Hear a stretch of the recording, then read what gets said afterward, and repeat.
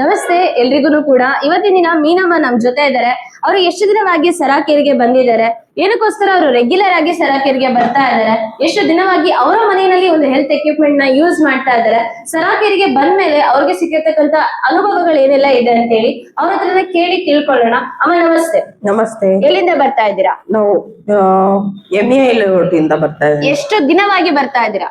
ನಾನು 15 ವರ್ಷ ಆಯ್ತು. ನಂದು 15 ವರ್ಷ ಆಯ್ತು ನಿಮ್ಗೆ ಸರಾಕೇರ್ ಗೊತ್ತಾಗ. ಬರೋದಕ್ಕೂ ಮುಂಚೆ ಅಮ್ಮ ಏನೆಲ್ಲ ಹೆಲ್ತ್ ಇಶ್ಯೂಸ್ ಇತ್ತು ನಿಮ್ಗೆ? ತುಂಬಾ ಇತ್ತು. ನನ್ಗೆ ಅವಾಗೆಲ್ಲ ಶುಗರ್ ಇರ್ಲಿಲ್ಲ. 3 ವಾರಕ್ಕೆ 2 ಸಲ ಆಸ್ಪತ್ರೆಗೆ ಹೋಗ್ಲೇಬೇಕು. ನೀ ಪೈನು ಮತ್ತೆ ಕರ ಸೌಂಡ್ ಆಗೋದು, ಮತ್ತೆ ಎಲ್ಲ ಗರ್ಭಕೋಶದ ಪ್ರಾಬ್ಲಮ್ ಇತ್ತು. ಎಲ್ಲ A to Z ಇತ್ತು, ಇಲ್ಲ ಅಂತಲ್ಲ.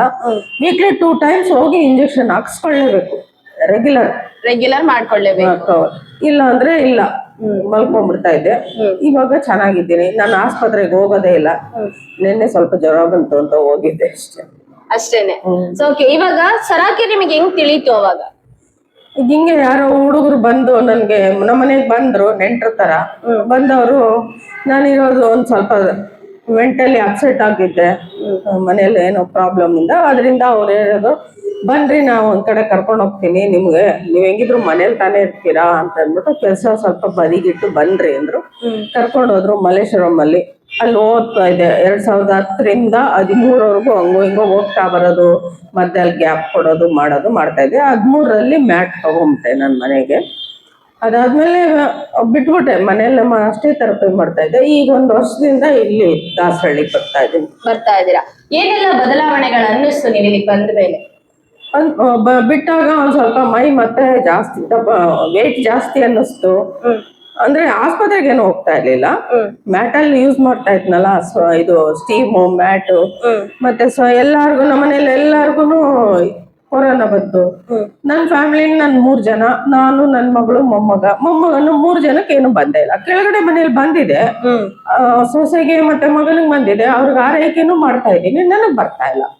ನಾನ್ ಚೆನ್ನಾಗೇ ಇದ್ದೀನಿ. 3 ಸಲ ಟೆಸ್ಟ್ ಮಾಡಿಸಿದೆ, 3 ಸಲಕ್ಕೂ ಏನು ಇಲ್ಲ, ನನ್ಗೆ ಚೆನ್ನಾಗಿದೆ ಅಂತಂದ್ರು. ನೀವು ಆ ಟೈಮಲ್ಲೂ ಮ್ಯಾಟ್ ಮತ್ತೆ ಸ್ಟೀಮರ್ ನ ಯೂಸ್ ಮಾಡಿಸ್ತಾ ಇದ್ರಿ? ರೆಗ್ಯುಲರ್ ಆಗಿ ನಾನು ಅದ್ರಲ್ಲೇ ಮಲಗೋದು, ಅದು ಬಿಟ್ರೆ ಬೇರೆ ಕಡೆ ಮಲಗಲ್ಲ. ಅದರಿಂದ ಅದು ಸ್ಟೀಮ್ ಬೇರೆ ತಗೊಂತಾ ಇದ್ವಿ. ಕೊರೋನಾ ಟೈಮಲ್ಲಿ ಎಲ್ಲ ಮನೇಲಿ ಸೇರಿದ್ವಲ್ಲ, ಜಾಸ್ತಿ ಯೂಸ್ ಮಾಡ್ತಾ ಇದ್ವಿ ಸ್ಟೀಮು. ಅದರಿಂದ ನನ್ಗೇನು ಬಂದೇ ಇಲ್ಲ. ಅವ್ರಿಗೆಲ್ಲ ಅದೇ ಮೇಲ್ ಬಂದಿಲ್ಲ, ಕೆಳಗಡೆ ಕೊರೋನಾ ಬಂದಿದೆ. ಅದ್ರಲ್ಲೇ ಆಶ್ಚರ್ಯ ಆಯ್ತು. ಈಗ 13 ವರ್ಷವಾಗಿ ನೀವು ಮ್ಯಾಟನ್ನ ಬಳಸ್ತಾ ಇದ್ದೀರಾ, ಸೊ ಸ್ಟೀಮರ್ನು ಬಳಸ್ತಾ ಇದ್ದೀರಲ್ವಾ, ಅದೇನಾದ್ರೂ ಸರ್ವಿಸ್ ಬಂತಾ ನಿಮ್ಗೆ? ಇಲ್ಲ, ಸರ್ವಿಸ್ ಏನು ಮ್ಯಾಟ್ ಏನ್ ಸರ್ವಿಸ್ ಬಂದಿಲ್ಲ. ಸ್ಟೀಮರ್ ಒಂದ್ ಸ್ವಲ್ಪ ನಾನೇ ನೀರ್ ಅದ್ರಲ್ಲೇ ಬಿಟ್ಬಿಟ್ಟಿದ್ನಂತೆ, ಅದರಿಂದ ಒಂದ್ ಸ್ವಲ್ಪ ಸರ್ವಿಸ್ ಬಂತು. ಇವಾಗ ಎಕ್ಸ್ಚೇಂಜ್ ಮಾಡ್ಕೊತಾ ಇದೀನಿ. ಎಕ್ಸ್ಚೇಂಜ್ ಮಾಡ್ಕೊಳ್ತಾ ಇದೀರಾ? ಸರ್ವಿಸ್ ಎಲ್ಲ ಯಾವ ರೀತಿ ಕೊಡ್ತಾ ಇದಾರಮ್ಮ ಇವಾಗ? ಸರ್ವಿಸ್ ನಾನೇನು ಹೋಗೋದೇ ಇಲ್ಲ, ಚೆನ್ನಾಗಿದೆ. ನನ್ ಪ್ರಾಬ್ಲಮ್ ಆದ್ರೆ ತಾನೇ ಇಲ್ಲಿ ಸರ್ವಿಸ್ ಅಂತ ಬರೋದು. ನನ್ಗೇನು ಪ್ರಾಬ್ಲಮ್ ಆಗಿಲ್ಲ. ಸ್ಟೀಮ್ ಒಂದಾಯ್ತು. ಅವಾಗ ನಾನು ಅಲ್ಲಿಗೆ ಫೋನ್ ಮಾಡಿದಾಗ ಅವ್ರು ಹೇಳಿದ್ರು, ನಿಮ್ಮನೆಗೆ ಹತ್ರನೇ ಇದೆ ನೋಡಮ್ಮ ದಾಸರಳ್ಳಿಲಿ ಅಂದ್ರು. ಅದಕ್ಕೆ ಹುಡ್ಕೊಂಡ್ಬಂದು ಇಲ್ಲಿ ಬಂದು ಸೇರ್ಕೊಂಡೆ. ಮಾರ್ಚ್ 7ರಿಂದ ನಾನು ಬರ್ತಾ ಇದ್ದೀನಿ, ಇದುವರೆಗೂ ಬರ್ತಾನೆ ಇದ್ದೀರಾ. ಸೊ ಓಕೆ, ಇವಾಗ ಇಲ್ಲಿಗೆ ಬರೋರಿಗೆ ತುಂಬಾ ಜನಕ್ಕೆ ಡೌಟ್ ಇರುತ್ತೆ, ಇದು ಜಾಸ್ತಿ ದಿನ ತಗೊಳ್ಳುವಾಗ ಏನಾದ್ರು ತೊಂದರೆ ಆಗುತ್ತಾ, ಸೈಡ್ ಎಫೆಕ್ಟ್ ಆಗುತ್ತಾ ಅನ್ನೋ ಒಂದು ಪ್ರಾಬ್ಲಮ್ ಇರುತ್ತೆ. ಒಂದು ಡೌಟ್ ಕೂಡ ಪಡ್ತಾರೆ, ಭಯನೂ ಕೂಡ ಪಡ್ತಾರೆ. ಅವರಿಗೆಲ್ಲ ಏನ್ ಹೇಳೋದಕ್ಕೆ ಇಷ್ಟಪಡ್ತೀರಾ? ಇಲ್ಲ, ಪ್ರಾಬ್ಲಮ್ಗೆ ಏನೇ ಇಲ್ಲ, ಚೆನ್ನಾಗಿದ್ದೀನಿ. ಆಸ್ಪತ್ರೆ ಹೋಗೋದೇ ಇಲ್ಲ. ಫಸ್ಟ್ ಆಫ್ ಆಲ್ ರೇರ್, ತುಂಬಾ ಆಗಲ್ಲ ಅಂದಾಗ ಮಾತ್ರ ಹೋಗ್ತೀನಿ ಅಷ್ಟೇನೆ. ಅದರ್ವೈಸ್ ಹೋಗೋದೇ ಇಲ್ಲ. ಚೆನ್ನಾಗಿದ್ದೀನಿ, 100% ಚೆನ್ನಾಗಿದ್ದೀನಿ. 100% ಚೆನ್ನಾಗಿದೆ. ಇವಾಗ ಮನೆಯಲ್ಲಿ ಎಲ್ಲರೂ ಕೂಡ ಮ್ಯಾಟಿನ ಬಳಸ್ತಾ ಇದಾರೆ ಅಂತ ಹೇಳಿದ್ರೆ, ಮತ್ತೆ ಕರೆಂಟ್ ಬಿಲ್ ಯಾವ ರೀತಿ ಬರುತ್ತೆ ನಿಮ್ಗೆ? ಏನಿಲ್ಲಮ್ಮ, ನಾರ್ಮಲ್ ಅಷ್ಟೇ. ಒಂದ್ ಬಲ್ಬ್ ಉರಿಯೋ ಅಷ್ಟಾಗತ್ತೆ. ಅದು ನೈಟ್ ಮಾತ್ರ ತಾನೇ ಆನ್ ಮಾಡ್ಕೊಳ್ಳೋದು ನಾವು.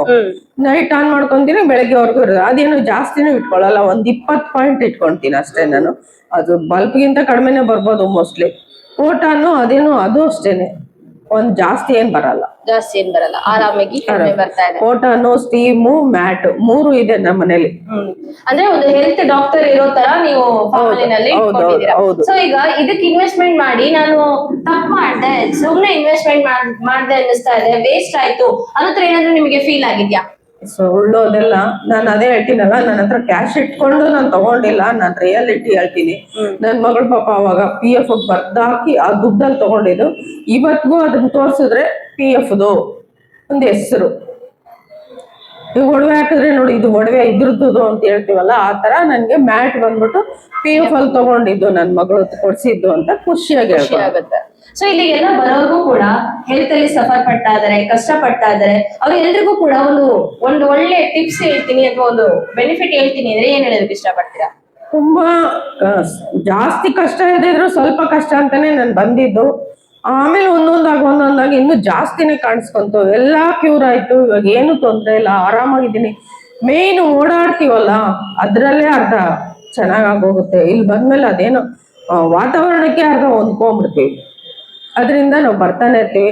ದಯವಿಟ್ಟು ಎಲ್ಲರೂ ಬನ್ನಿ. ನಂತರ ಆರೋಗ್ಯ, ನನ್ಗೆ 62 ವರ್ಷ, ನನ್ ತಂಗಿಗೆ ಇನ್ನು 57, ಆದ್ರೂ ಅವಳು ಅಂತಾಳೆ ನೀನ್ ಇನ್ನು ಹೆಂಗಾಗಿದ್ಯಾ ಅಂತ. ಏನ್ ಮಾಡೋಣ, ಹಂಗೆ ಆ ರೀತಿಯಾಗಿ ಹೇಳ್ತೀರಾ. ಓಕೆ, ಥ್ಯಾಂಕ್ ಯು ಅಮ್ಮ, ಥ್ಯಾಂಕ್ ಯು ಸೋ ಮಚ್.